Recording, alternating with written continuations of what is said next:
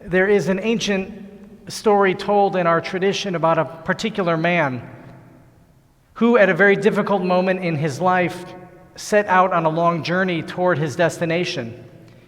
And when he arrived at the pivotal place for him to make his next step in his journey, he realized that there at the crossroads, the street sign had come down, laying straight flat on the ground. And with the street sign down at the crossroads, he had no idea where to go next in his journey. So the man sat down, dismayed, weeping, wondering where to go next. As we celebrate these last days of Pesach, it is unclear why these days are labeled in our Torah as a Yom Tov, as a festival holiday in which we do no work. Every other Yom Tov receives a very special designation, and we know why exactly it exists.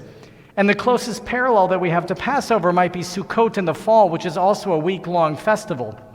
But you'll remember the Yom Tovim at the end of Sukkot are designated as Shmini Atzeret. They're listed as special days in and of themselves.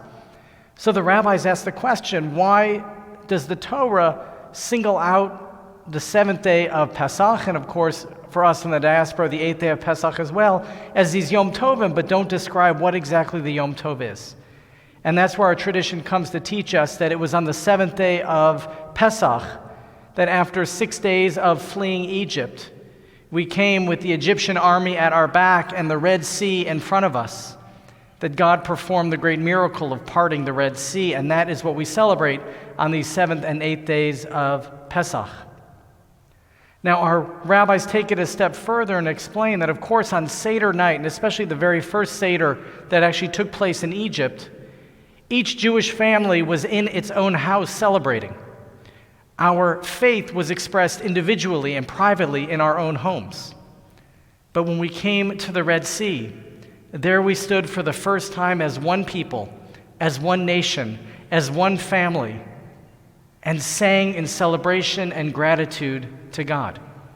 And that's why this 7th day of Yom Tov is its own festival, because it was on that day for the first time that we really became Am Yisrael, the people of Israel. Our tradition teaches, and the Torah is very clear, that when our ancestors came out of Egypt, they brought the bones of Joseph along with them.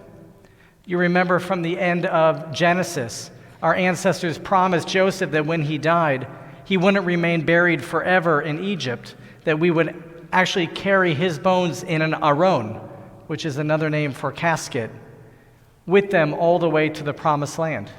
So ultimately, over the course of the 40 years, we carried the Aron Yosef, we carried the casket of Joseph, along with the Aron HaKodesh, the Holy Ark, with us on our way to the Promised Land.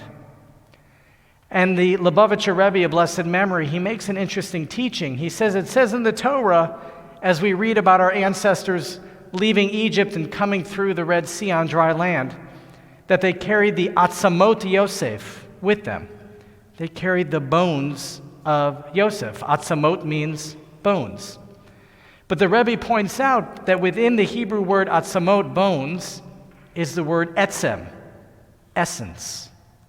It's not just that they carried the bones of Joseph along with them, it's that they carried the essence of who Joseph was, of what he stood for, of that which was most important in his life. So they knew not just directionally where they were to go back to the Promised Land, but they knew spiritually what it meant to renew their covenant with God as they continued on their journey. I think at this Yizkor hour, that is also what we do. We can remember our loved ones every day, and we should.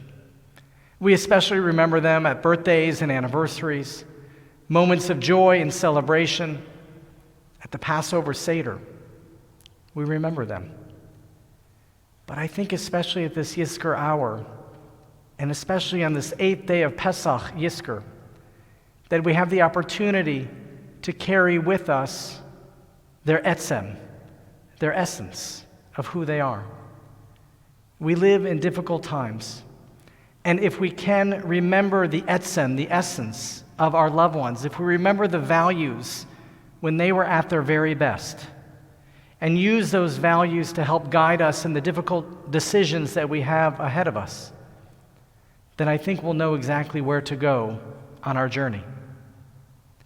It's our job to carry with us the etzem, the essence of our loved ones, just as our ancestors carried the atzamot Yosef, the bones, the essence of Joseph, with them on their journey toward the promised land. So the story continues. There the man sat on the ground dismayed, not sure where to go next in his journey. After all, the sign at the crossroads had fallen down to the ground. When the man had a realization, and he stood up, and he said, I'm not exactly sure which way to go next to get to my destination, but I know exactly where I've come from. And so sure enough, he oriented the sign back in the ground to know exactly the direction from which he came, and now he could figure out what direction to go next. On this 8th day of Pesach, on this Yizkor, may we remember from where we came. May we remember the etzem, the essence of those who came before us, and may those values and those priorities, may their hopes and their dreams guide us now and always. May they be remembered for a blessing. Amen and Chag Sameach.